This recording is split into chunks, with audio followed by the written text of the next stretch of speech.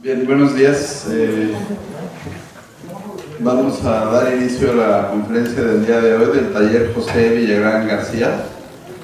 Bueno, en principio quisiera agradecerles su asistencia el día de hoy para esta conferencia que tiene que ver con nuestro ciclo de diseño tectónico, la razón constructiva como argumento de proyecto. Y pues quisiera agradecer al doctor Javier Cortés Rocha, que nos ayudó a hacer el enlace con miembros de la empresa Postensa, el ingeniero José Manuel Cortés Rocha, el ingeniero Eduardo Piña Cabello y el ingeniero Miguel Ángel Hernández González, quienes amablemente accedieron a darnos una charla el día de hoy relacionada con estructuras postensadas. Y bueno, brevemente, antes de leer su currículum, su breve semblanza profesional, me gustaría pues recordar que el motivo del ciclo que estamos llevando a cabo tiene que ver con tomar conciencia de la importancia de lo constructivo en el ejercicio del proyecto, y hemos venido ilustrando diferentes temas. En este caso se trata de que tomamos contacto con un sistema estructural que manejamos poco y que hace falta que conozcamos y profundicemos para ver las bondades que representa y tener una herramienta proyectual importante en nuestra práctica. Entonces, de entrada, pues, quisiera leer brevemente la semblanza de los ponentes. El ingeniero José Manuel Cortés Rocha es egresado de la Facultad de Ingeniería de la Universidad Nacional Autónoma de México, generación 1965-69. Es socio fundador y director comercial de Postensa, Postensados y Diseños de Estructuras, SALCB, originalmente director de construcción. En sociedad con el ingeniero Pablo Cortina Ortega, desde 1990 se dan a la tarea de promover la utilización de las losas postensadas como sistema de entrepiso en los edificios de concreto reforzado. A partir de la década de 1990 a la fecha, Postensa ha participado en el proyecto y ejecución de más de 600 obras en la República Mexicana. El ingeniero Eduardo Piña Cabello estudió la licenciatura en Ingeniería Civil con área de concentración en estructuras en la unidad Azcapotzalco de la Universidad Autónoma Metropolitana de 1984 a 1988, obteniendo el título de ingeniero civil. Realizó estudios de maestría en la División de Estudios de Posgrado de la Facultad de Ingeniería de la UNAM de 1989 a 1991. Ha trabajado para Postensa en el área de ingeniería de 1995 a 2004 y de 2011 a la fecha. Los principales proyectos en los que ha trabajado dentro de Postensa son Torre Dataflux, Torre Nubola, tramos de prueba para las pistas del nuevo aeropuerto de Texcoco y torre de concreto para turbina eólica en Juchitán, Oaxaca. Y finalmente el ingeniero Miguel Ángel Hernández González, que tiene una licenciatura en el Instituto Tecnológico de Estudios Superiores de Monterrey de 2006 a 2012 y una licenciatura también en la Universidad de Innsbruck, Austria, de 2004 a 2005. Es director de proyectos en Postensa de 2013 a 2016, y entre otros proyectos tiene el proyecto de ampliación de la plataforma de pernocta fase 2 y 3, la cual consta de plataforma de pernocta, hangar de mantenimiento y taller de reparación en las instalaciones de Aeroméxico en el actual Aeropuerto Internacional de la Ciudad de México. Proyecto de tramos de prueba de pistas rígidas de concreto postensado para el nuevo aeropuerto de la Ciudad de México en Texcoco. Proyecto de torre eólica Gamesa 90, torre eólica de concreto postensado de 100 metros de altura, construida en La Ventosa, Oaxaca. En etapa de planeación, desarrollo del sistema constructivo, ensamble, izajes, montaje, postensado vertical y gluteo de ductos de postensado. Certificación ISO 9001-2015, fabricación y montaje de torres eólicas mediante elementos de concreto precolado. Entonces les pido por favor que demos la bienvenida a nuestros ponentes y les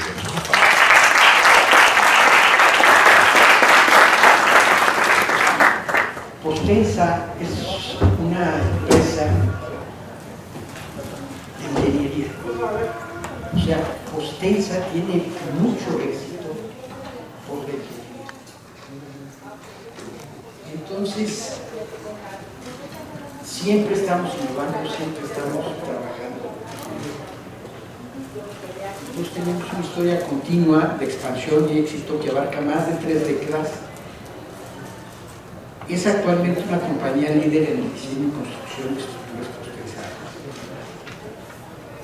A partir de nuestra fundación en 1994 hemos participado en más de 600 proyectos en 22 estados de la República Mexicana, que incluyen más de 18 millones de metros cuadrados diseñados y construidos por desarrollos de tipo residencial, comercial y corporativo, así como obras especiales. El postensado, lo que es los edificios postensados, tal vez vamos a hacer una semblanza de lo que es, pero es tal su éxito que los que más nos quieren son los arquitectos, por los espacios que les damos grandes espacios, reducimos muchas cantidades de materiales, entonces por eso ese es nuestro éxito. Actualmente tenemos 30 obras al mismo tiempo por toda la cuarta transformación. Hacemos aproximadamente entre 20 y 25 mil metros cuadrados a la semana los proyectos, y es gracias al postensado, que ahorita se los vamos a enseñar, y a partir de esta plática ya van a pensar si utilizan los postensados.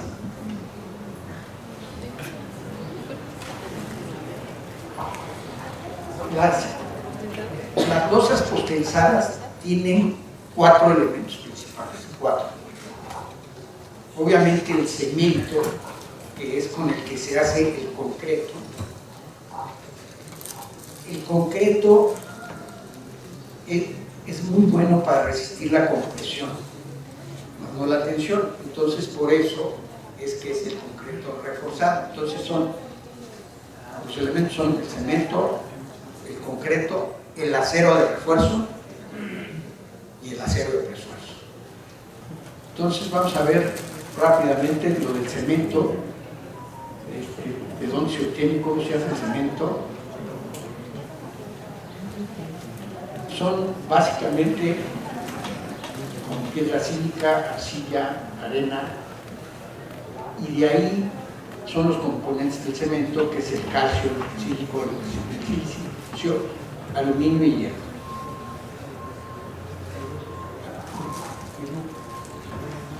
Muy rápido, para la explicación del cemento es que pasa un proceso de horneado, todos los componentes, se genera una piedra que se llama clinker. Esa es la que se muele y se convierte en todos los componentes que dijo el ingeniero anteriormente. Se meten en un horno a altas temperaturas, se genera una bolita, se tritura y se convierte en el cemento que conocemos todos como cemento Portland.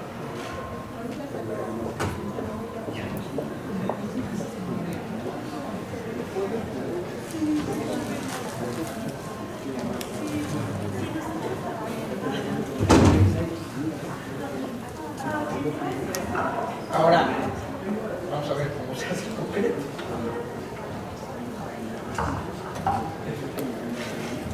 Ya con el concreto ya con el cemento como materia principal se le agregan 3 componentes, son 4 componentes: agua, agregado grueso, que es la grava, y el agregado fino, que es la arena. Todo eso se mezcla en centros de mezclado para formar una mezcla homogénea, una masa uniforme, la cual, desde que hidratas el cemento, empieza a trabajar, genera calor. Ese calor es lo que hace que endurezca la masa uniforme, y tiene un tiempo de vida. Nosotros, como constructores, tenemos que controlar la calidad de un tiempo de vida de máximo 2 horas, desde que se comienza a mezclar el concreto hasta que es vertido. Después de esas 2 horas, el concreto entra en un periodo que se llama fraguado, y colocarlo después de 2 horas pasa a comprometer la homogeneidad del mismo. rompes las partículas que se están formando de cemento y vas a tener una segregación, o sea, vas a tener un concreto que no va a resistir lo que debería resistir. Por eso no colocamos concretos de más de 2 horas en la revolvedora.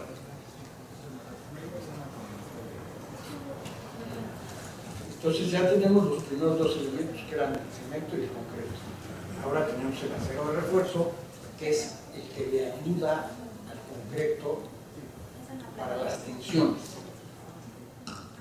Como ustedes han visto, se ven todas las imágenes que hay, las imágenes que pasamos, el acero de refuerzo es el que le va a ayudar al elemento, como una columna, una traba, una losa, a resistir las tensiones.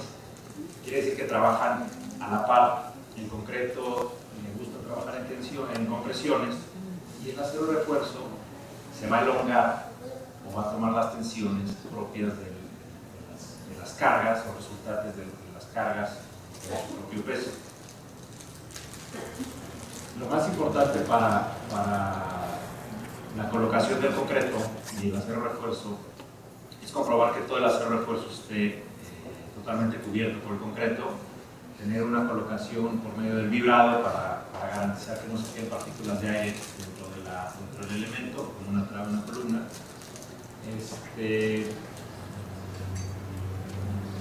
Y lo más importante es tener una forma o una cimbra que le dé forma a las dimensiones diseñadas, a esa estructura, a ese elemento.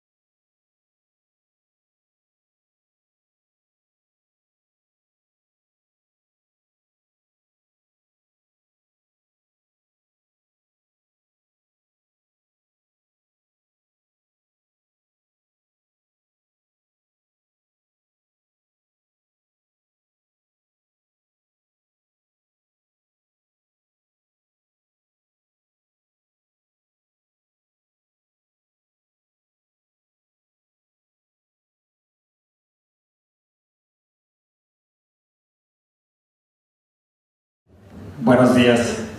Bueno, Primero queremos ver la definición de preesfuerzo, independientemente de qué materiales estén envueltos. Es la creación intencional de esfuerzos permanentes en una estructura o conjunto de piezas con el propósito de mejorar su comportamiento y resistencia. Antes del concreto preesforzado, el ser humano ha utilizado el preesfuerzo en infinidad de circunstancias y cosas. Por ejemplo, las ruedas de las carretas, que eran de madera, y se les ponían anillos metálicos. El anillo metálico se calentaba para que se estirara, se ponía en la rueda de madera, al enfriarse reducía su volumen, se apretaba sobre la rueda hacía que el acero estuviera a tensión, y el acero hacía que todos los rayos de la rueda estuvieran a compresión, y por lo tanto fuera un sistema más estable, ¿no? que aguantara más. Entonces, y como eso tenemos, por ejemplo, los juguetes que están armados, los muñecos que están armados por una liga que mantiene todas las piezas unidas, ¿no? La liga está en tensión y mantiene a todas las piezas en contacto con las juntas en compresión, y es lo que hace que el muñeco sea estable, ¿no? Las piezas a compresión y la liga a tensión, que a fin de cuentas es como hacemos que funcione el preesfuerzo en cualquier cosa. Generalmente habrá un elemento que está a compresión y un elemento que está a tensión, y trabajando juntos de manera activa hacen que tengamos cosas que funcionan mejor que si no tuvieran esa carga de preesfuerzo, si no tuvieran esa unión activa. Y estos tenemos ejemplos de eso. Tenemos en la parte de arriba una viga hecha por piezas independientes que pueden ser de piedra, unidas por una barra de acero que en este caso se atornillaba en los extremos para comprimir todas las piezas y de esa manera dar estabilidad, y por la fricción entre las piezas mantener que este sistema funcionara. Si no fuera por la barra, pues se caería, ¿no? Este sistema fue una patente de los 1800 que se utilizaba para hacer vigas y hacer arcos. Otro típico ejemplo de preesfuerzo que muy común es el barril, que funciona muy parecido a la rueda. Tenemos cinturones metálicos que se calientan, se ponen sobre la madera, al enfriarse aprietan la madera al resistirse a ser comprimida, pues hace que empiece a trabajar a tensión el acero, y de esta manera el acero a tensión y la madera a compresión hace que el sistema sea impermeable y que no se salgan los líquidos. Esta es también una definición del concreto preesforzado, hay varias, pero pues esta me gusta. Concreto en el cual han sido introducidos esfuerzos internos de tal magnitud y distribución que los esfuerzos resultantes debidos a cargas externas son contrarrestados a un grado deseado. Entonces, partimos de nuestro concreto reforzado, que es un sistema de concreto y acero que desde el punto de vista de ingeniería decimos que es un sistema pasivo. Empieza a trabajar en el momento que lo cargamos. En ese momento el acero empieza a trabajar a tensión y el concreto empieza a trabajar a compresión. La diferencia con el acero preesforzado es que una vez que sabemos cómo funciona el sistema o la estructura y sabemos qué cargas van a tener, nosotros podemos inducir una carga inicial que prepare a los elementos para recibir la carga y que no sufran tanto al recibirla, de tal manera que al concreto le damos más compresión, al acero le damos más tensión, y de esa manera funcionan mejor y la estructura es más eficiente. Esta es una breve reseña histórica del camino del concreto postensado. En los años 1800, tanto en Estados Unidos como en Europa, se dan las primeras patentes de concreto preesforzado. Una es el arco que vimos en la imagen anterior, los elementos individuales con la barra de acero, y otro eran losas que se preesforzaban con metal. Estos primeros inicios, estos del concreto preesforzado, no fueron muy populares porque por el tipo de acero que se tenía en aquel entonces y el tipo de concreto que se tenía en aquel entonces, los esfuerzos a los que trabajaban eran bajos, y por lo tanto había pérdidas muy importantes muy rápido, y se perdía el preesfuerzo muy rápido, no servía, era ineficiente. Entonces, después de esto de los 1800, se empieza a trabajar en la mejora de los materiales. Por un lado se trabaja en concretos más resistentes, por otro lado se trabaja en aceros que tienen más resistencia y también más ductilidad, hasta que en los 20 aparece la siguiente patente, que es un americano que estudia lo que sería el preesfuerzo circular para tanques y propone la manera de diseñar esos tanques y de cómo producirlos, y se vuelve muy popular. Entonces, en ese punto se dispara en los Estados Unidos el uso de este concreto preesforzado circular, porque se podrían hacer tuberías, se podrían hacer grandes tanques que por el uso del preesfuerzo eran muy buenos, eran impermeables de una manera mucho más sencilla, causaban menos problemas, eran más fáciles de hacer y más eficientes, y se vuelve, bueno, y ahí arranca muy fuerte este preesfuerzo en los Estados Unidos. Al mismo tiempo, en Europa se trabaja en el preesfuerzo longitudinal, y aparece alguien que, pues el nombre supongo que lo han escuchado, es Eugene Freycinet. En 1926, entre 26 y 28, propone el uso de aceros de gran resistencia y gran ductilidad para resolver el problema de las pérdidas. Y en ese momento ya se resuelve un problema, que eran los materiales. No podíamos dar las fuerzas necesarias para superar las pérdidas del preesfuerzo que se iban a tener en el tiempo. El uso de los aceros de alta resistencia y de alta utilidad resuelve ese problema. En 1940, el mismo Freycinet introduce patenta su sistema de anclaje de los cables en los extremos. Y es el momento donde se cierra definitivamente. Ya tenemos materiales de alta resistencia que soportan las fuerzas que necesitamos para que sea eficiente, y ya tenemos una manera confiable y segura de anclar los cables, que además de confiable y segura también era económica. Después de la Segunda Guerra Mundial, en Europa se hacen muchos trabajos para reconstruir, reparar y construir puentes nuevos con preesfuerzo, utilizando sistemas muy parecidos de anclaje con cuñas. Y ahí, pues, la cantidad que se hace de preesfuerzo es gigantesca. Entonces ahí ya está muy encaminado el preesfuerzo, y después, en los años 60, se desarrolla o se termina de desarrollar un concepto que era el preesfuerzo parcial. La manera en que se veía el preesfuerzo era evitar a toda costa que hubiera tensiones en el concreto, metiendo la cantidad de acero y la cantidad de fuerza en el acero necesaria para lograrlo, y de esa manera era como se lograba la estabilidad de las estructuras. Pero a partir del 30 empiezan los estudios, y por el 60 ya están muy establecidos, de un sistema que no se necesitaba tanto, porque luego era demasiado acero de preesfuerzo y hacía que las estructuras fueran a veces incluso medio inestables por las fuerzas a las que estaban sometidas antes de meterle cargas. Entonces se crea el concepto de preesfuerzo parcial, y con eso cambia. Ya se necesita menos acero de preesfuerzo, se combina con acero de refuerzo, se estudian de otra manera los esfuerzos a los que está sometido el concreto, y hace que las estructuras sean igual más fáciles de utilizar aún, y además más económicas, ¿no? Y menos delicadas, porque lo que pasa es que como que eran muy delicadas. Dos personas muy importantes que lograron esto. Bueno, el primero, un inglés de apellido Abeles, que fue el que propuso el sistema o la idea de que fuera parcial, y finalmente en los años 60 el americano T.Y. Lin, que contribuye inventando o proponiendo un sistema que se llama de balanceo de cargas, que hacía que el análisis de las estructuras fuera muchísimo más sencillo, más fácil de hacer, y también más claro de visualizar.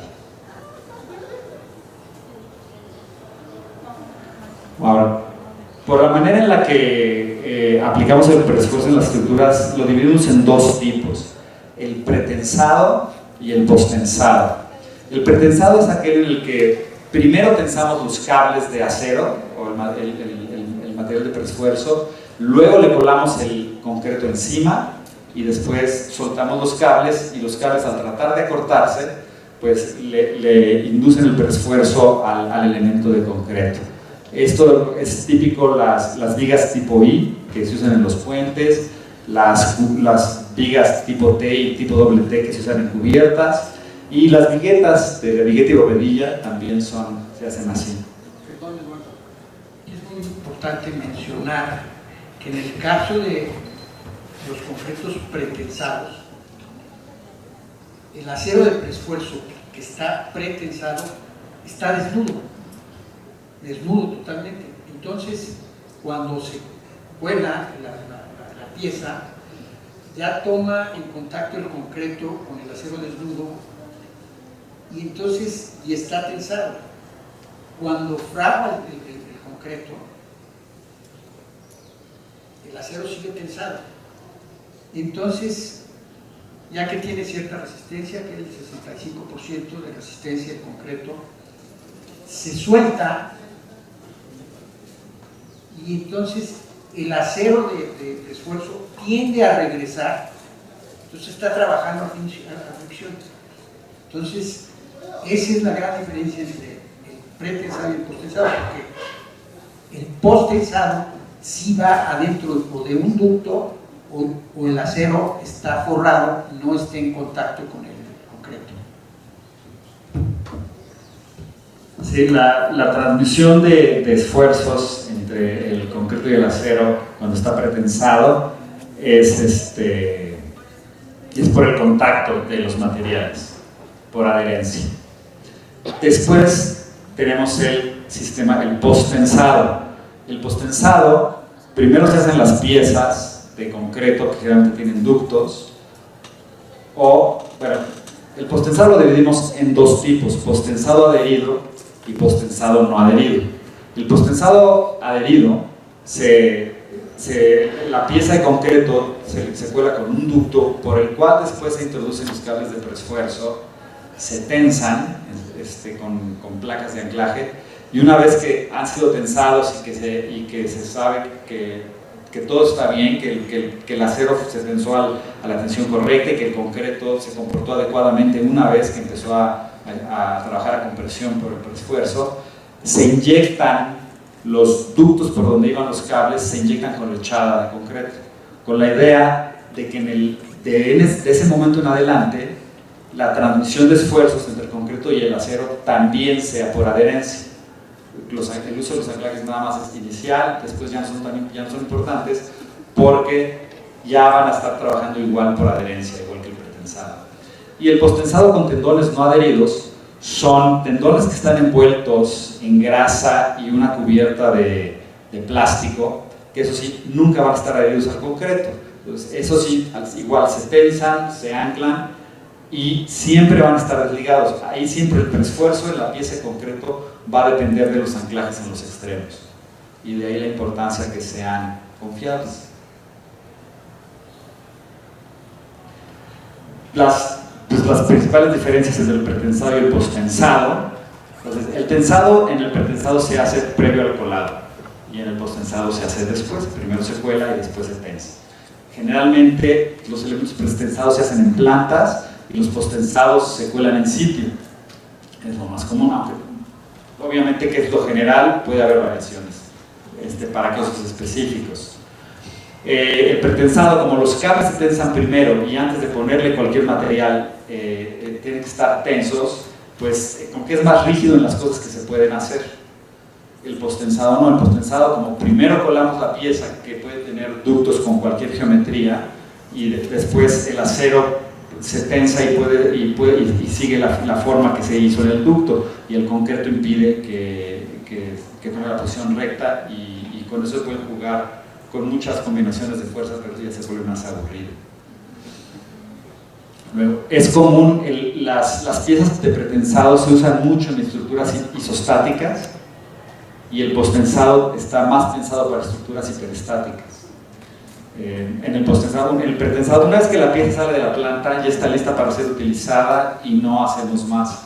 Y en el posttensado no. El posttensado tenemos que tensarla, y después de tensarla tenemos que inyectarlo, la echar en los ductos de preesfuerzo. Entonces, los dos sistemas tienen sus ventajas y desventajas dependiendo del proyecto y también de lo que está buscando el diseñador. Se puede usar uno y otro. Y otra cosa que comúnmente no tiene el pretensado es que no necesita anclajes en los extremos y refuerzos relacionados con la concentración de esfuerzos en esos anclajes. Perdón, en el caso del postensado,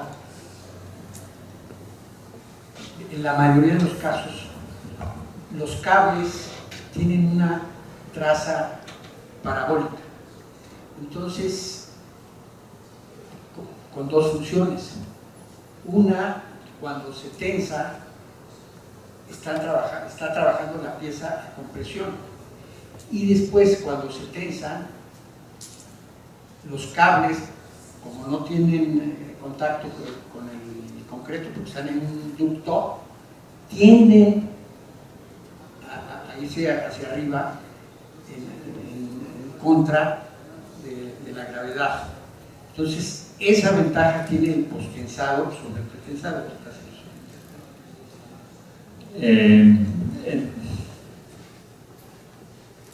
Entonces, ¿cómo funciona el concreto preesforzado? El principio básico del concreto preesforzado. La idea original,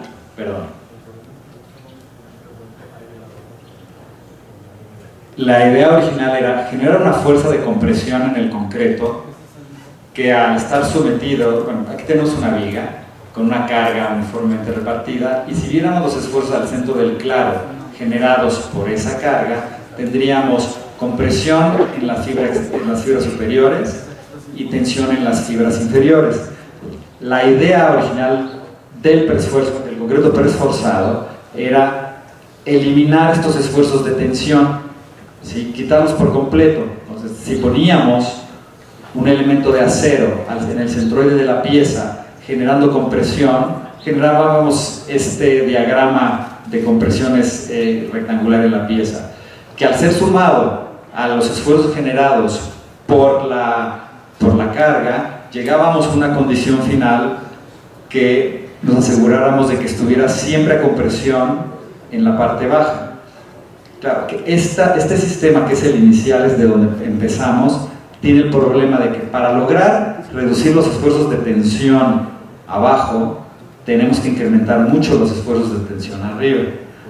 Y alguien se pregunta, bueno, ¿qué pasa si en lugar de tener el cable al centroide lo bajamos, lo hacemos excéntrico, lo ponemos en un lugar donde nos genere esfuerzos contrarios a los esfuerzos que nos genera la carga que teníamos? Pues tenemos una fuerza de compresión, luego un esfuerzo de tensión arriba y compresión abajo generado por la excentricidad del cable, y luego los mismos esfuerzos que ya teníamos por la carga, de tal manera que al combinar estas tres condiciones, el final nos da igual una pieza a compresión, pero que los esfuerzos ya no son tan grandes como teníamos antes. Y de aquí, este es del básico, mandamos al básico número 2, y de ahí podemos hacer con los cables lo que queramos, ¿no? Como decía el ingeniero Cortés, la traza puede ser, la trayectoria del cable puede ser parabólica, puede ser recta para tomar cargas aisladas, en fin, ya depende de cada caso en particular. Pero la idea con esto es explicar básicamente qué es lo que buscamos hacer cuando le inducimos esfuerzos al concreto a través de los cables, que no siempre son cables. Ahora, ¿qué materiales usamos aparte del concreto y el acero de refuerzo con el que están familiarizados? Pues empezamos, pueden ser alambres, puro alambre nada más, que es lo que generalmente usamos en las... Lo primero, lo más básico, el alambre. Es el alambre nada más, y es lo que usamos generalmente en las viguetas, en losas alveolares, que son tableros de losas aligerados con huecos. Ese sería el básico, y pues son piezas pretensadas. Después viene el torón. Los torones pueden ser de muchos tamaños y tienen que tener una gran cantidad de alambres, pero el chiste es que es un conjunto de alambres.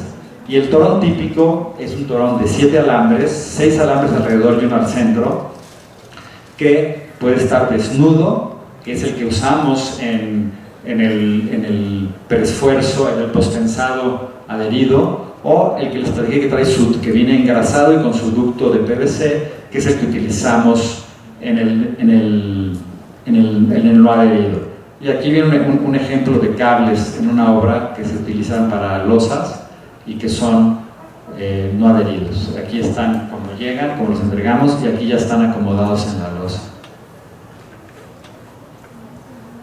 También tenemos un sistema que no es tan conocido, pero es muy usado y que tiene la ventaja de que sus pérdidas, las pérdidas iniciales son menores, que es el sistema de varillas de alta resistencia que son atornilladas.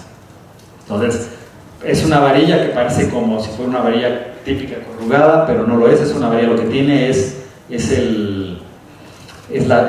la cuerda en la que se van a agarrar las tuercas. Entonces, en esta pieza en particular, igual se tensa con un gato, pero en lugar de fijarse con cuñas, se fija con una tuerca.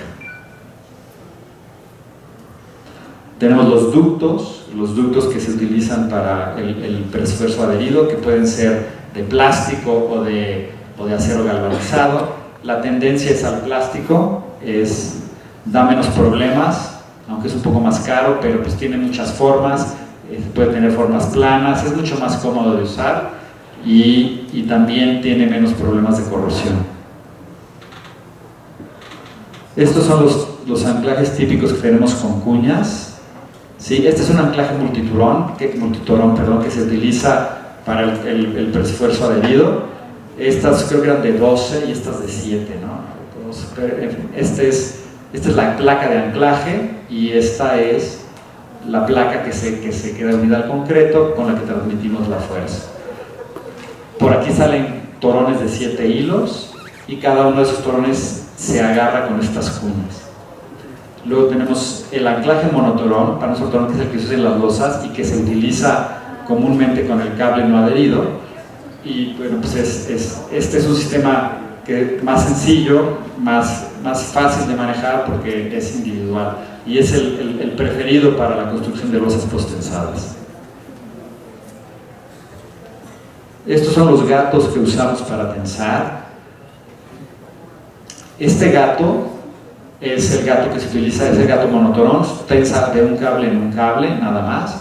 Es un gato pequeño que maneja una persona, pero pues pesa como unos 30 kilos más o menos, entonces no es ligero, es puro acero macizo. Y luego están los gatos multitorones. Tenemos aquí una foto. Estos gatos son el mismo. Es un pistón que se va estirando. Aquí el pistón está totalmente remetido en la base y aquí está estirado completamente. Pero estos gatos en particular pueden tensar 12 cables, 12 torones, si no me equivoco. Y este otro gato, que es el gato que se utiliza para las barras, que estira la barra y luego y atornilla la rosca, hace las dos funciones. Las bombas, los gatos son gatos hidráulicos y reciben la presión que necesita por medio de bombas. Esta es una bomba pequeña que usamos para darle potencia al gato monotorón, y estas dos son bombas grandes que son para utilizar con gatos multitorones. Se fijan aquí, esta cosita que se ve aquí es una bomba igual a esta. Entonces, esta bomba gigantesca se utiliza para tensar los cables, tensar todos los torones, y esta pequeña se utiliza para empujar las cuñas adentro de la placa para reducir las pérdidas por acuñamiento del preesfuerzo. Y estas son las bombas para inyectar el grout. Bueno, también su función pues es, aquí se hace la mezcla de grout y la va empujando por los ductos, ¿no? Es una bomba de pistón que va aventando el grout para ir rellenando los ductos. Y bueno, ¿qué estructuras podemos hacer con el postensado? ¿Qué estructuras nos gustan con acero concreto pero esforzado, no necesariamente postensado? Pues primero puentes. Los puentes con claros cortos, que generalmente se resuelven con vigas tipo I, vigas que conocemos en México como tipo Ashton. Puentes más grandes, puentes en sección cajón, para claros más grandes y también para considerar piezas hiperestáticas. Puentes hidratados para claros muchísimo más grandes. Tanques de almacenamiento, es decir, pero se utilizan, el concreto preesforzado se utiliza para grandes tanques de almacenamiento y almacenan petróleo, almacenan agua, almacenan hasta gas, son bastante impermeables. Edificios, este es mítica, ¿no? Este es un edificio que está en la Ciudad de México, es el edificio que va a ser más alto de la Ciudad de México, y lo estamos construyendo actualmente. La huella de la torre, es la que está en medio, es aproximadamente de 1.600 metros cuadrados. 1.600 metros cuadrados, y hacemos una losa cada 12 días. Cada 12 días hacemos una losa y va a tener 57 losas. Y vamos ahorita en la losa 40. Nuestra torre postensada de 100 metros de altura para una turbina de 2 megawatts, marca Gamesa. Perdón, al finalizar la plática vamos a tener el video de cómo se hizo esta torre que está llena de preesfuerzo vertical y horizontal. Por la forma en la que está diseñada y hecha la torre, son anillos y cada anillo está formado por piezas independientes. Pues, para esta torre utilizamos preesfuerzo horizontal para formar los anillos y preesfuerzo vertical para garantizar la integridad de la torre, para que trabajara como una sola pieza. La superficie de pernota de Aeroméxico está... para esto fue un proyecto interesante. El aeropuerto de la Ciudad de México tiene el problema de que como el suelo es tan blando, los pavimentos se deforman mucho y tienen que estarlos reparando continuamente. Entonces, cuando se hizo la propuesta de esta superficie de pernocta para Aeroméxico, lo que buscaban era evitar ese mantenimiento. Se dio una garantía de que no iban a tener que darle mantenimiento, ¿qué? ¿10 años? 10 años. Y 10 años, y pues ya pasaron y se cumplió, no tuvieron que darle mantenimiento. Entonces este fue un trabajo muy bueno y muy bien logrado. Bueno, ahora los beneficios de las losas postensadas. ¿Quién se lo quiere echar?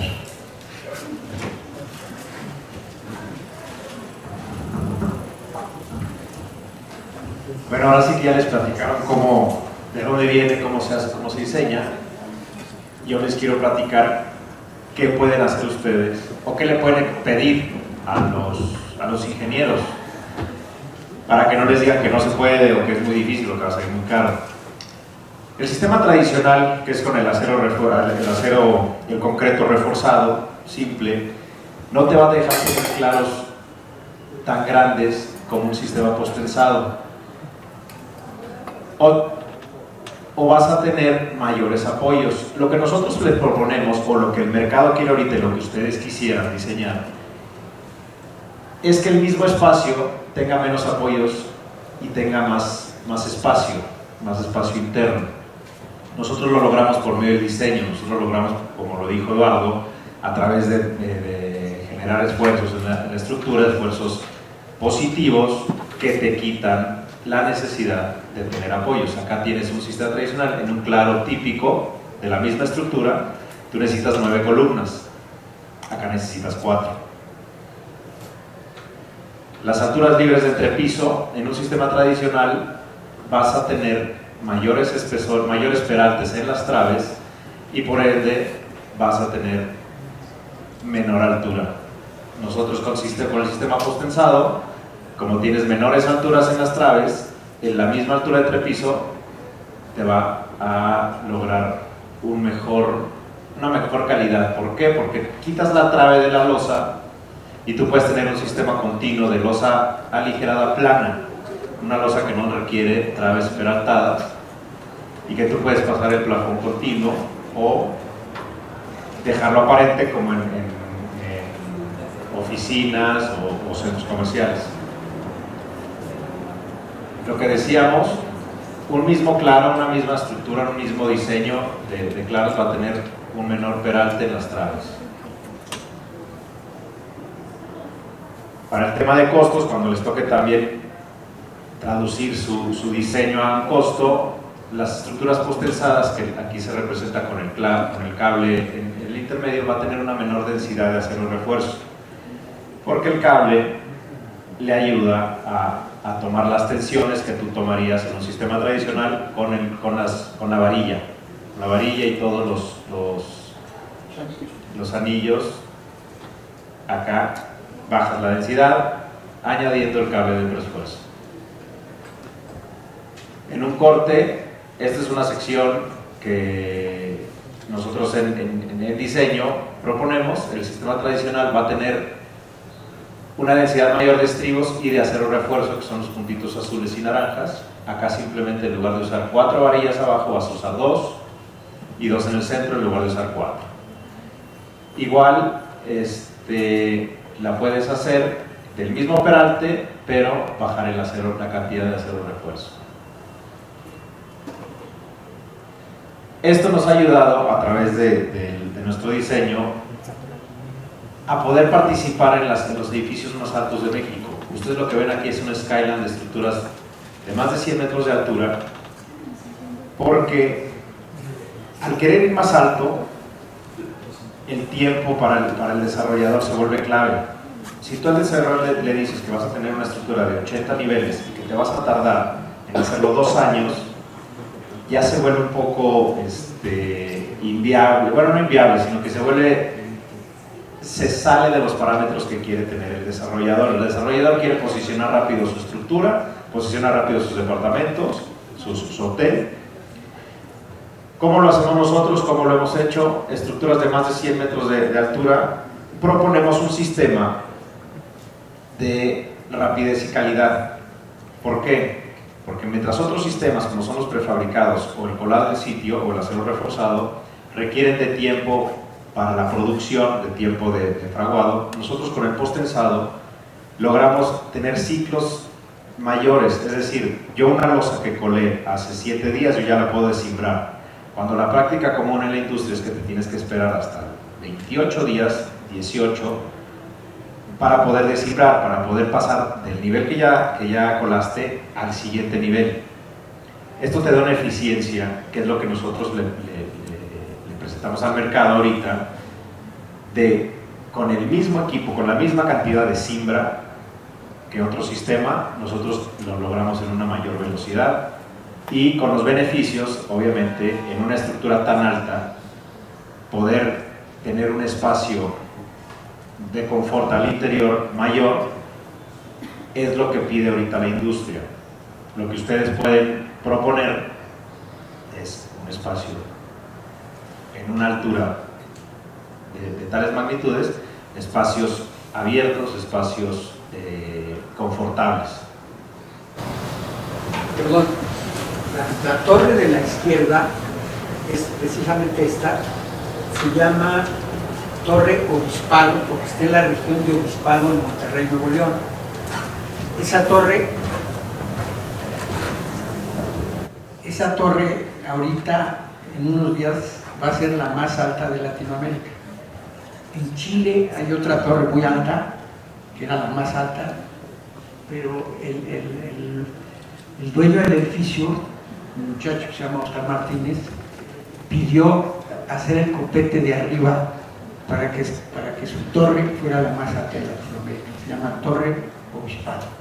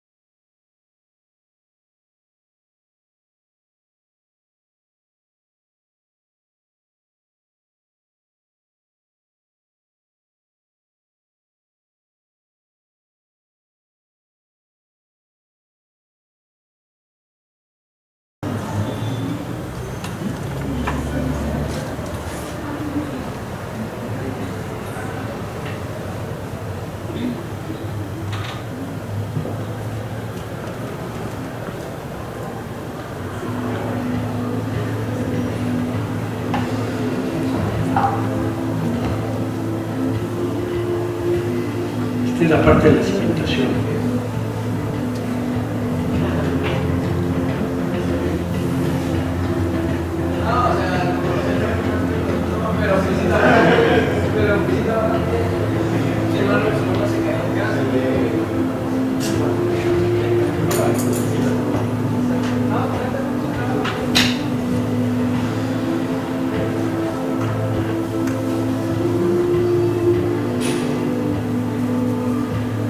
Con un solo molde se hacen la mayoría de las piezas.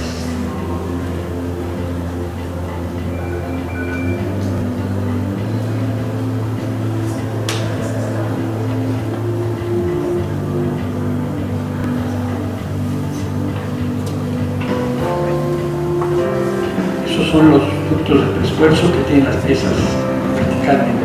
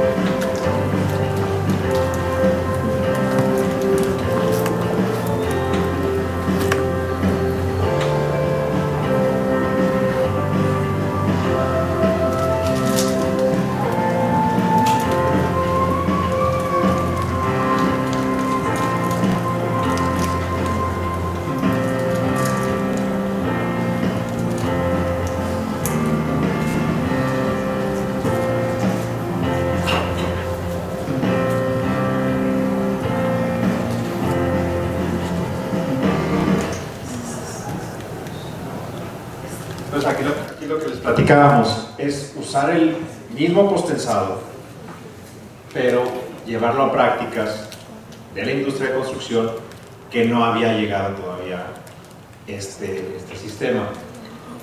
A ver, hay muchas variantes, no hay algo cierto. Lo que nosotros hicimos aquí es, de piezas independientes, que son las que habían en el piso, se forma un anillo y esos anillos ponerlos uno encima del otro hasta llegar a la altura deseada y después correr cables de posttensado en el interior, se forma una estructura totalmente segura que te permite llegar a las alturas deseadas.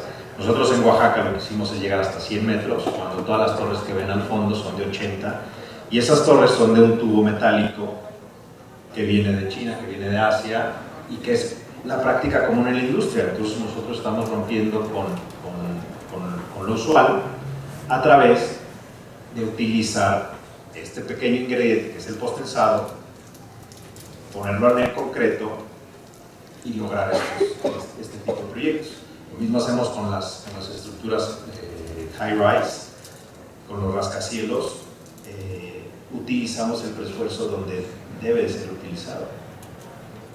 Por eso en el mundo es una aplicación que ustedes van a ver cuando salgan a la industria, cuando salgan allá a construir, van a ver cada vez más que las estructuras de rascacielos, las losas son postensadas. Es un sistema de postensada de los pisos por los beneficios que ya les platicamos.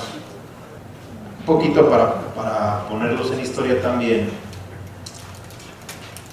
En los años pasados nosotros participamos en el aeropuerto con el sistema que les presentamos de Aeroméxico, pero ya en los cuerpos de pista y plataformas para el nuevo aeropuerto que estaba en Texcoco. Postensa dio un sistema para hacer. México requiere un aeropuerto a la altura de sus expectativas de futuro, capaz de insertarlo en el mundo de la globalidad con eficiencia y éxito. El nuevo aeropuerto de la Ciudad de México, cuya construcción fue anunciada por el gobierno federal en 2014, será una obra emblemática que contribuirá a construir la identidad de México en el siglo. No se hizo así. Ahorita les vamos a decir por qué no se hizo así. Con capacidad para atender a 50 millones de pasajeros y 550,000 vuelos al año, tiene el objetivo de resolver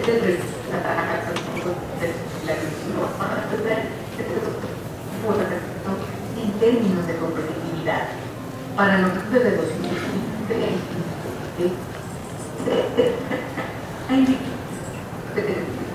sabe contar con tecnologías, dispositivos y líder absoluto en el diseño y construcción de estructuras postensadas en México, ha unido esfuerzos con Cemex, productora de cemento de prestigio internacional y la más importante en el país, para cumplir este objetivo. El mayor reto que enfrenta la construcción del nuevo aeropuerto es el subsuelo, que presenta características únicas, sin paralelo a las afrontadas en cualquier otro aeropuerto del mundo. El subsuelo se compone de 80% agua y 20% arcilla. Es muy compresible y de baja densidad. La propuesta de un innovador sistema rígida que se construye directamente sobre el terreno para cumplir con las demandas internacionales de aeronaves actuales y futuras, tales como el Airbus A380, el megaproyecto debe considerar 3 pistas en operación simultánea, de 60 metros de ancho, con márgenes de seguridad de 7.5 metros a los costados y franjas de seguridad de 112.5 metros a cada lado de la pista. Al considerar la baja capacidad de carga del suelo, las pistas de concreto postensado ofrecen una solución única a estos retos, prácticamente flotando sobre la superficie. Por su parte, Cemex ha desarrollado el cemento CPO40 tipo 5, un producto de diseño específico para la construcción de esta magna obra que garantiza una durabilidad de 100 años.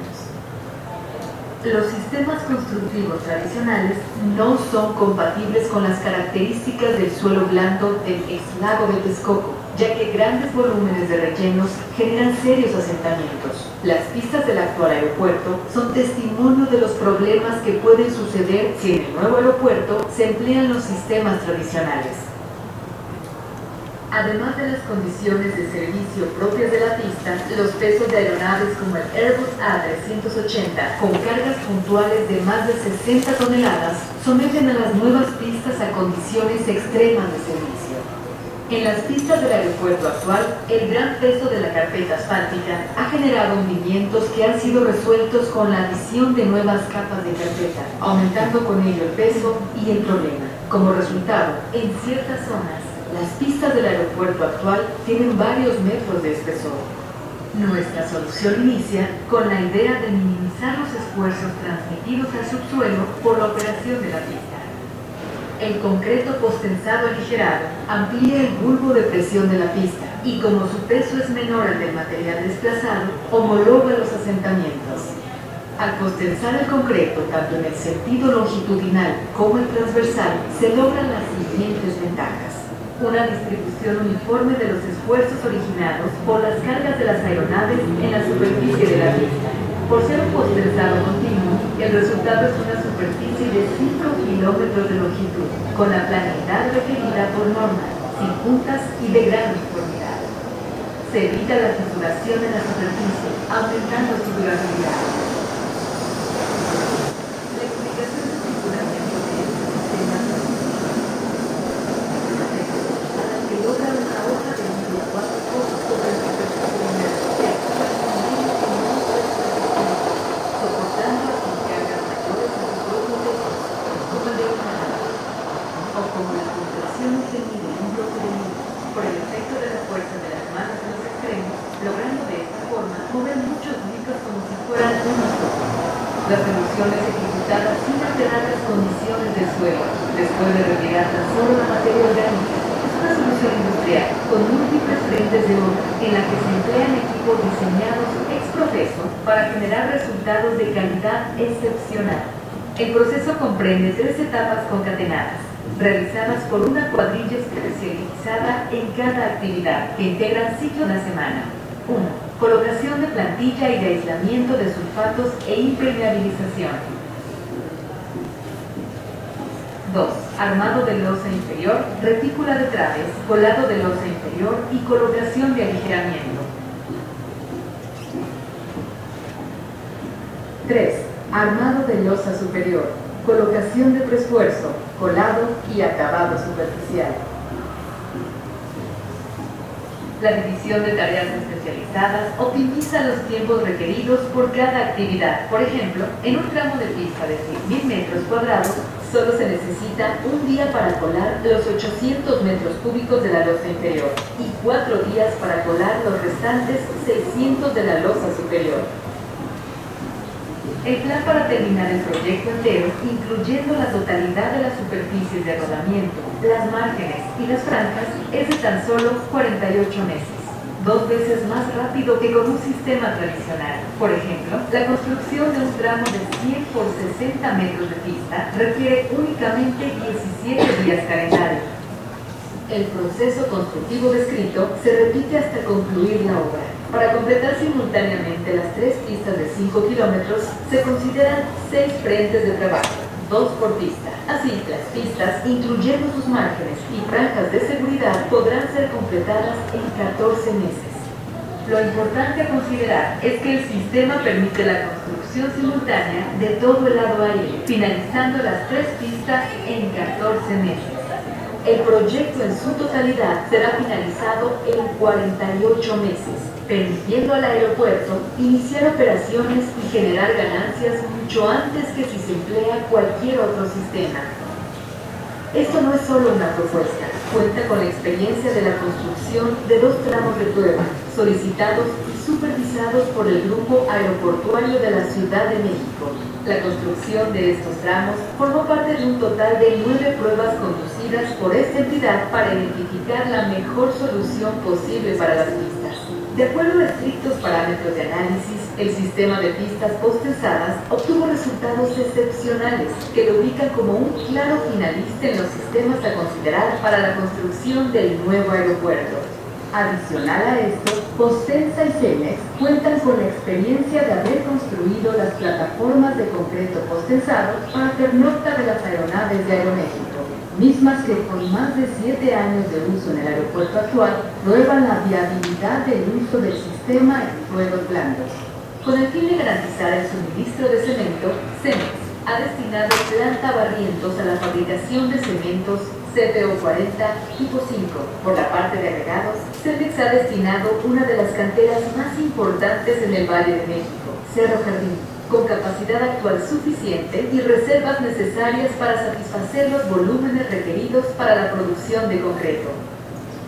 En comparación con los sistemas finalistas, la solución rígida de concreto postensado mostró beneficios únicos: menor costo, mayor calidad, menor tiempo de ejecución, operación continua de pistas, mínimo mantenimiento, durabilidad excepcional, reducción en el movimiento de terracerías.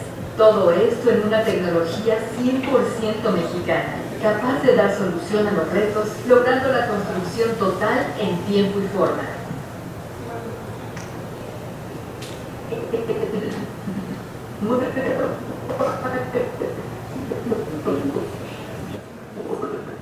Bueno, aquí les vamos a platicar.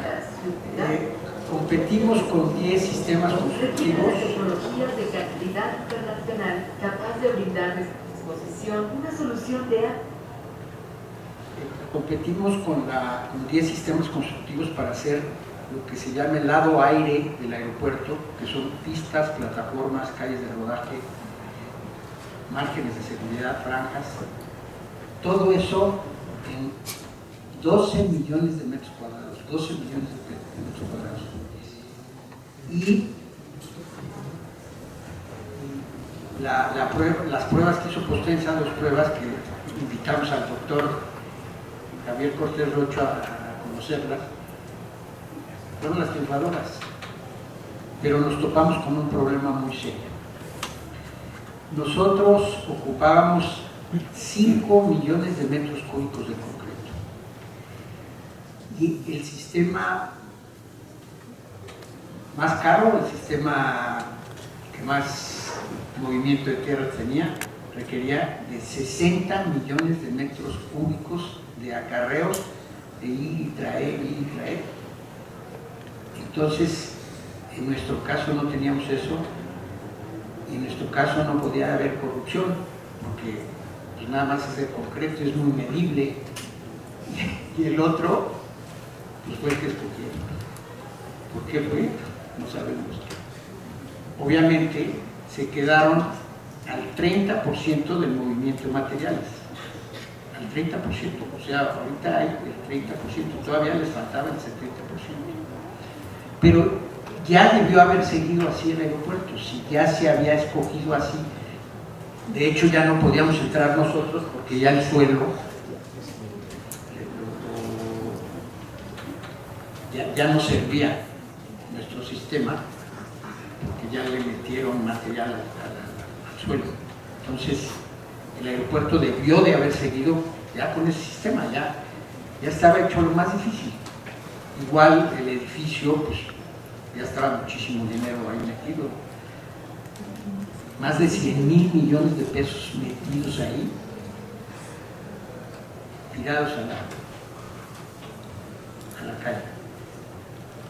¿Ven? Y esa fue una gran innovación de Postensa junto con Cervantes. Entonces la finalidad que queremos nosotros transmitirles es que ustedes diseñen con toda la libertad, que diseñen sus espacios, diseñen sus estructuras, diseñen sus diseños con la tranquilidad que empresas como nosotros, gente como nosotros, que busca la innovación y busca cumplir y satisfacer lo que ustedes quieren hacer, ya no nos podemos quedar en el uy, no se pudo, o quiero hacer una gran estructura, quiero hacer un gran diseño arquitectónico y me dicen los ingenieros que no se puede. Nosotros tenemos el compromiso de ver cómo sí hacerlo, cómo sus ideas, lo que ustedes quieren representar a través de la ingeniería, a través de la investigación, hacerlo. Bien, muchas gracias. No sé si alguien desee hacer alguna pregunta o algún comentario respecto a lo que se ha expuesto. Muchas gracias. Simplemente es una pregunta en relación al tipo de concretos que usan. Si son concretos especiales, concretos con aditivos, qué tipo de resistencia manejan los concretos, o son los concretos comerciales que usaríamos nosotros típicamente, por un lado, y por otro lado las relaciones de peraltes y claros de la estructura. Porque nosotros manejamos una serie de fórmulas de predimensionamiento que les enseñamos a los muchachos y evidentemente lo que ustedes nos están presentando es menor cantidad de apoyos, menor peralte. Entonces, si nos pueden dar algunas fórmulas rápidas de predimensionamiento como para imaginarnos o visualizar el potencial de esto en proyectos de chicos de 9º y 10º semestre, para eso ustedes existen. Sí, con mucho gusto. Las losas postensadas se construyen con exactamente los mismos concretos que se usan las losas de concreto reforzado. Pueden usar desde 250, la condición sería que sea clase 1 nada más, pero puede ser desde 250. Hemos visto que económicamente es mejor hacerlas más de 300, 350, pero igual siguen siendo concretos comerciales. Pero no hay limitación, la única limitación es que sea concreto clase 1. El espesor de nuestras losas postensadas, que generalmente las hacemos, que son losas aligeradas, cargadas en una sola dirección, diseñamos para el claro entre 30, el claro libre entre 30, ese sería el espesor de nuestras losas. Pero la estructura sismoresistente, esa no es una estructura postensada. Toda la reducción que logramos es en claros interiores del edificio. Generalmente lo que hacemos es que la estructura sismoresistente la mandamos al perímetro, dejamos libre todo el interior para poder tener la losa plana, que sería que utilizaremos sus claros libres entre 30, y la estructura sismoresistente en el perímetro pues sí tendría que ser de tamaños convencionales, porque la estructura sismoresistente no es postensada. Y hablando también un poco de esto que es muy académico, muchas veces también nos piden los costos, más o menos cuál sería el costo paramétrico para que nosotros podamos.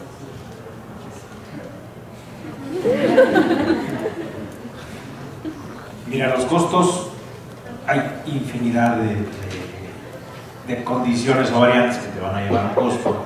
Lo que sí te puedo decir es que lo que se está viendo ahorita en la industria es, comparado con los sistemas tradicionales de concreto simplemente reforzado, vas a tener entre el 25 y el 30% de beneficio, sobre todo en el consumo de materiales. Ahí es lo que te puede decir el rango de costo. Ustedes como arquitectos no van a clavarse en cuánta varilla lleva la estructura. Nosotros sí, nosotros como ingenieros sí, o el cliente que es el que lo va a comprar dice, pues espérame. Entonces es ahí donde la diferencia en costos va de la mano de la exigencia del diseño arquitectónico. Por ejemplo, yo acabo de estar con un cliente que me dice, quiero traves de 70 centímetros, o sea, quiero un entrepiso más alto, un entrepiso de 2,80 metros. Se le dijo que sí, pero que teníamos que subir el índice de hacer refuerzos, es decir, subirle el costo a la estructura. Todo se puede hacer. A veces el costo no es para casi todo se puede hacer. En igualdad de circunstancias, son los más económicos entre un 10 y un 15%. Comparando un entrepiso de concreto reforzado, si fuera un entrepiso de estructura metálica, un 20% más económico de la estructura metálica. Porque a la estructura metálica le tienes que añadir la cultura fluorescente, la que es de inicio. Si las torres gemelas hubieran sido de concreto reforzado, de edificios postentados, entonces para el costo, claramente sí vamos a tener un beneficio al usar sistemas innovadores, y lo que les quise decir es que a veces el costo no es representativo. O sea, con un centro comercial que va a ser ancla de desarrollo de un núcleo de la sociedad, muchas veces no les importa tanto al desarrollador. Un museo, todo esto lo hacemos más para poder brindar el acabado que requieren ustedes, el acabado que está indicado, y las configuraciones o las geometrías que nos piden. Y un dato adicional es que el ahorro de tiempo es mucho dinero. O sea, el hecho de que el cliente puede echar a andar 6 meses o 8 meses antes su hotel o su centro comercial es un chorro de dinero.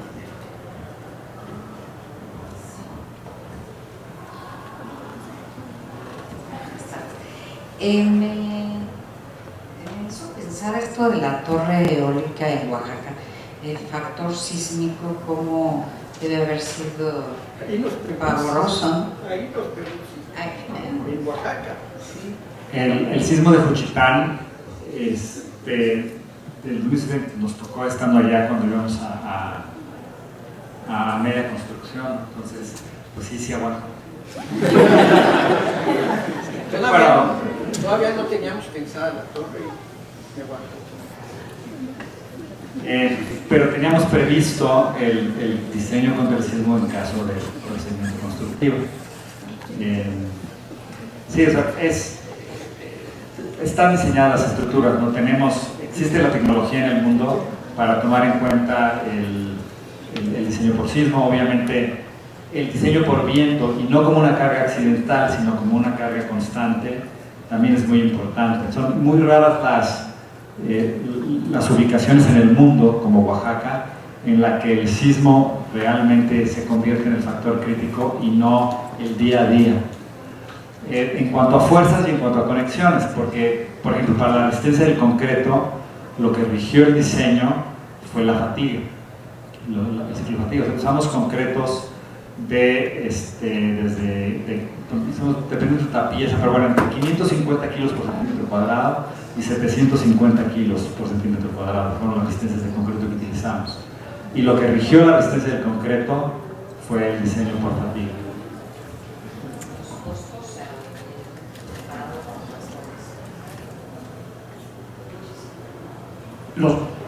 Por ejemplo, en Oaxaca el determinante no fue el costo, sino que podíamos llegar más alto. En las torres eólicas la clave es llegar más alto porque tienes un flujo laminar de viento. Pero efectivamente, a partir de más o menos los 100 metros de altura, el concreto es competitivo contra el acero. Más arriba, ya menos a 120, 130, 140, que es la tendencia del mercado, el concreto va a ser no solo competitivo, va a superar fácilmente al acero. Y bueno, y es la tendencia también hacia las torres de concreto. Hay varias patentes en el mundo que están empezando ahora de torres de concreto. Hay patentes españolas, hay patentes alemanas.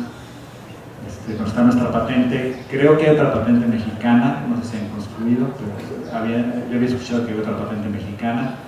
Pero es la tendencia del mercado de la generación de aire con el viento, ir hacia las torres de concreto.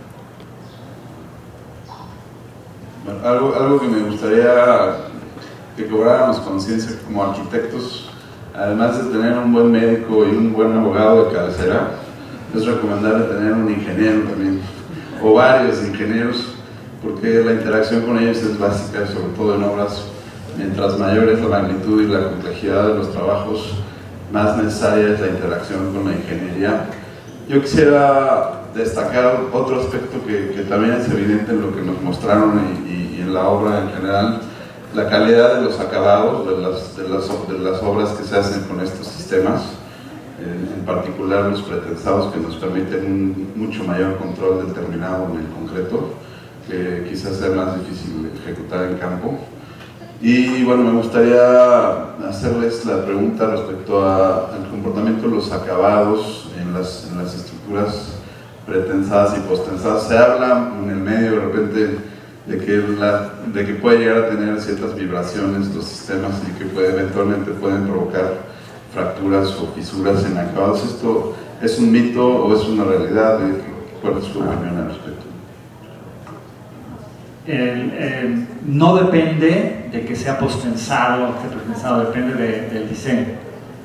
Nosotros somos muy estrictos con deformaciones y vibraciones, entonces las estructuras postensadas que diseña Postensa vibran menos que las de concreto reforzado y muchísimo menos que las de acero. Entonces no depende del material que se utiliza, sino de la calidad del diseño. Ya es entonces más bien un mito. Efectivamente es un mito. De quienes no les gusta o no les conviene emplear el sistema. Y otro comentario que quería hacer también respecto al empleo de estos sistemas es, se me acaba de olvidar.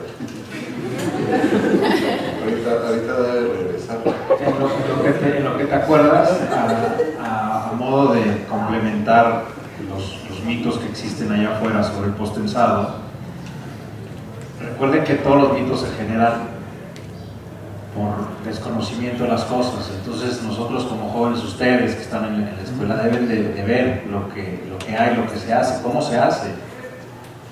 Lo más importante ahorita es que está llegando una ola de importación de tecnología de ingeniería, sobre todo arquitecturas, o sea, de edificios altos como Mítica, Obispado, lo que quieren diseñar arquitectónicamente y estructuralmente en Estados Unidos, en Europa.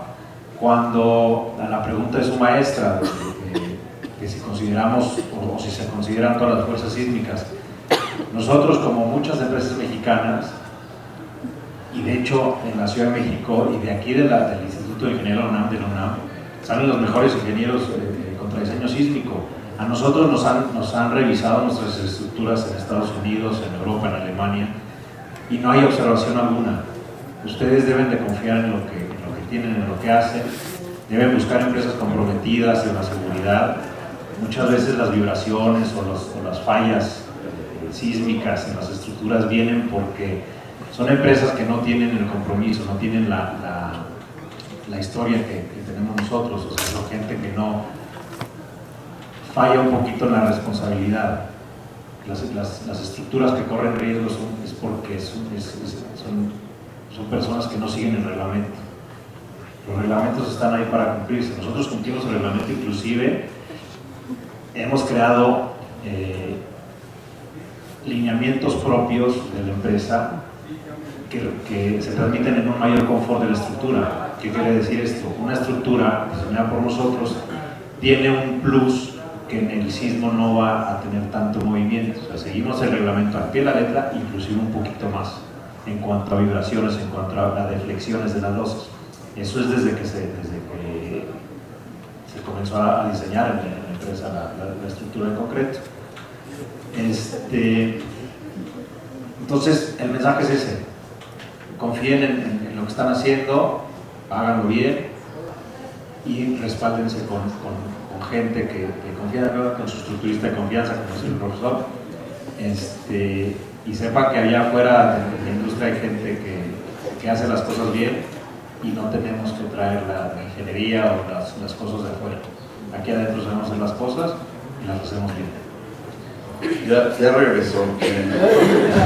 En relación al proyecto estructural, justamente, sobre todo en obras que tienen que ver con obras públicas que están sujetas a procesos de licitación, en donde no es posible dirigir la ejecución de los trabajos a una empresa específica. Me ha tocado a mí participar en casos en los que la empresa de pretensados o postensados se resiste a dar la última especificación porque es como su receta secreta, y esto eventualmente genera problemas porque el proyecto no se puede presentar con todo el nivel de detalle, y entonces se habla de que me ha tocado incluso ver obras en donde se ha tenido que cambiar el sistema porque las autoridades han determinado que al no poder garantizar esta condición de equidad en la competencia en la licitación y al no disponer de todos los detalles del proyecto, dado el secreto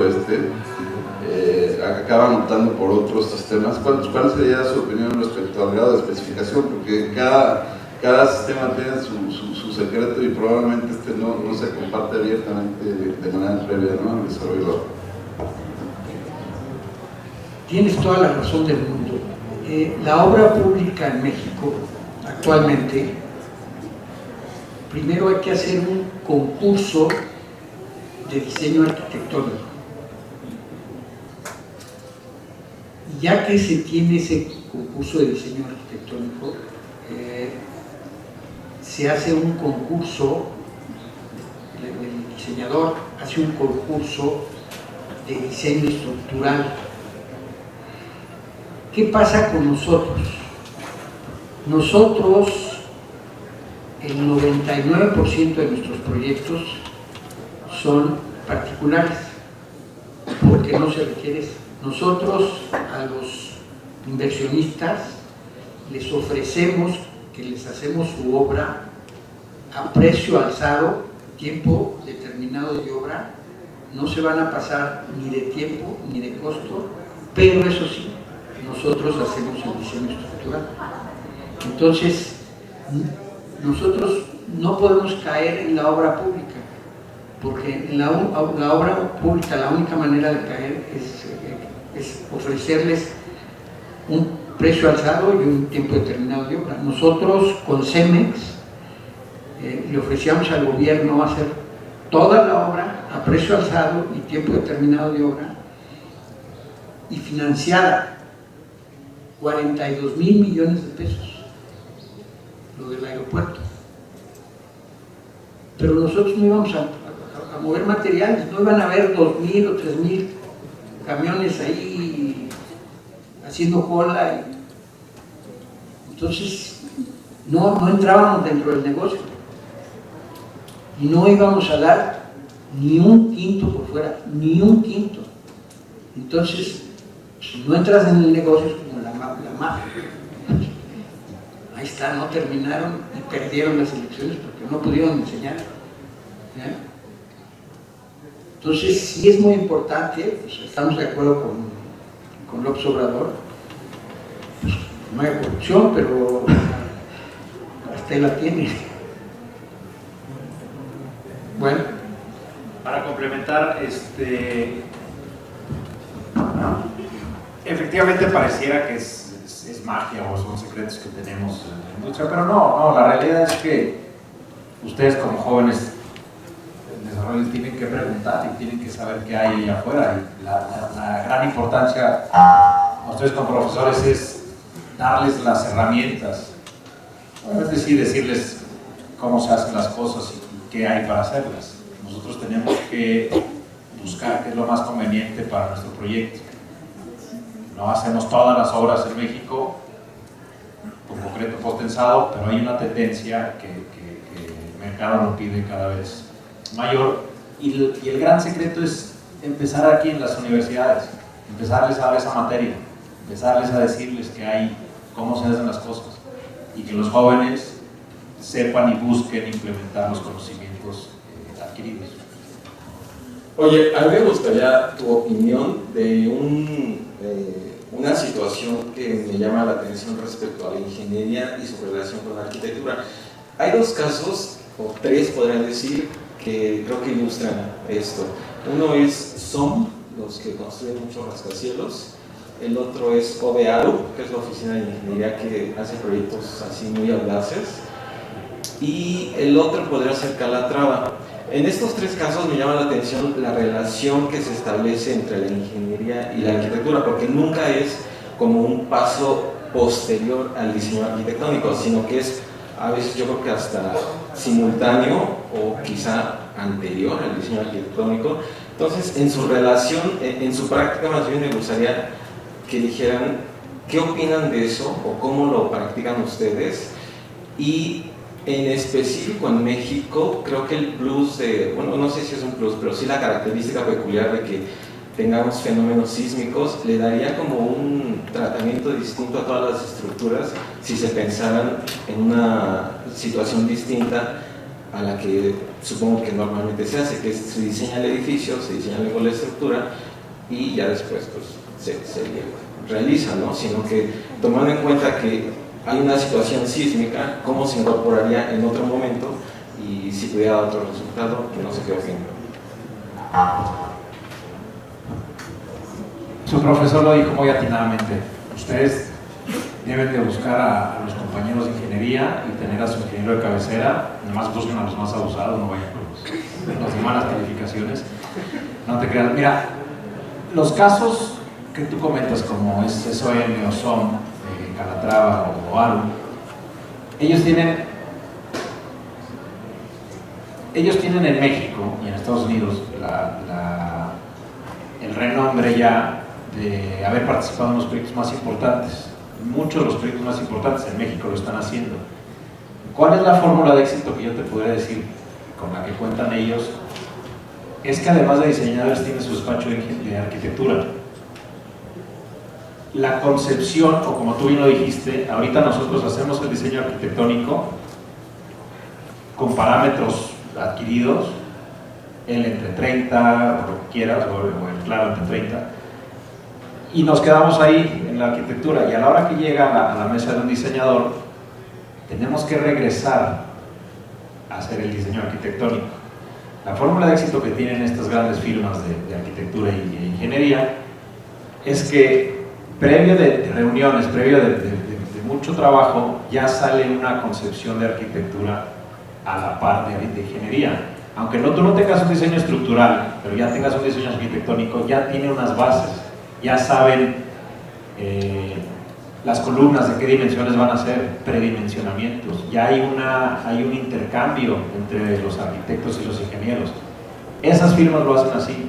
Nosotros en México tenemos que transmitirlo a los arquitectos y ustedes muchas veces van a decir, es que el ingeniero dice que no se puede. Si hubiéramos trabajado desde el principio, que es como lo hacen ellos, todo hubiera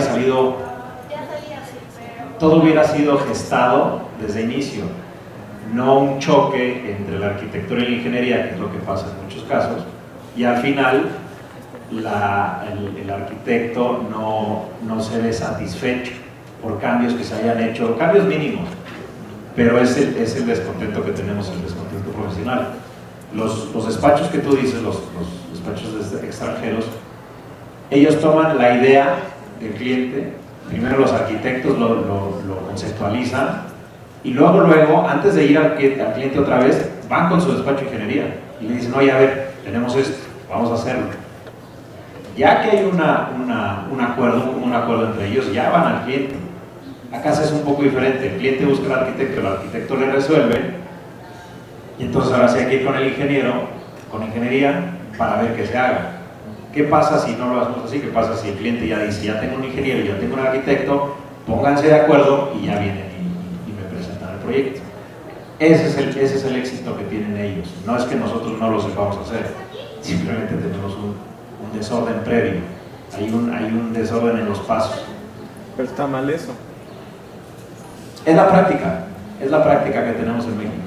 En México vamos a consentir a los arquitectos, vamos a respetar la arquitectura, pero como tú dices, tenemos un caso en la Ciudad de México que tiene un suelo muy malo, tiene grandes sismos, vamos a voltear a ver a la ingeniería antes de tratar de transmitir, de tratar de conceptualizar una idea, vamos a voltear a ver la arquitectura, porque luego vienen grandes volúmenes de columnas, grandes muros, que es lo que tratamos de evitar. Si lo trabajamos previo y trabajamos en conjunto los ingenieros con los arquitectos, vamos a tener un mejor resultado. Sí. Abundando rápido en el tema, algo que creo que incide en esta problemática es que no nos distinguimos particularmente por la capacidad de planeación y sobre todo planeación a mediano y largo plazo. Si te fijas, los lapsos de tiempo con los que se cuentan muchas veces en los países del primer mundo para la realización del proyecto es mucho mayor que con la que se cuenta en México, y esto a veces provoca que los procesos de proyectos se vuelvan muy atropellados, ¿no? Y justo lo que en un momento de inicios parece una ventaja de ganar tiempo, al final acaba siendo contraproducente porque provoca muchos procesos de reingeniería y de reproyecto derivado a esta falta de articulación a tiempo, ¿no?, de las distintas instancias que participan en el proyecto. Ahora se menciona ingeniería estructural, pero lo mismo podemos decir con las instalaciones, lo mismo podemos decir con urbano ambiental, prácticamente con todos los rubros que participan. Deben de gestarse conjuntamente desde el inicio, desde la construcción, desde las premisas del proyecto, deben estar elaboradas de manera conjunta. En fin, bueno, creo que ya se nos ha agotado el tiempo. Quisiéramos agradecer a nombre del taller la charla que nos han dado el día de hoy. Recordar que ha quedado videograbada y va a poder ser consultada en YouTube y en los archivos que tenemos en el taller, por si alguien quiere retomar algunos de los puntos y tenerlos presentes. Y pues simplemente agradecerles nuevamente y darles un pequeño reconocimiento por la plática que nos dieron el día de hoy.